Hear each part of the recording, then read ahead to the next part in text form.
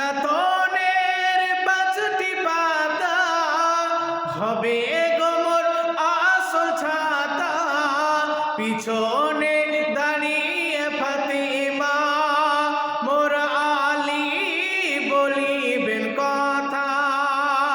পাঞ্জাতনের পাঁচটি পাতা হবে গোমর আসল ছাতা, পিছনে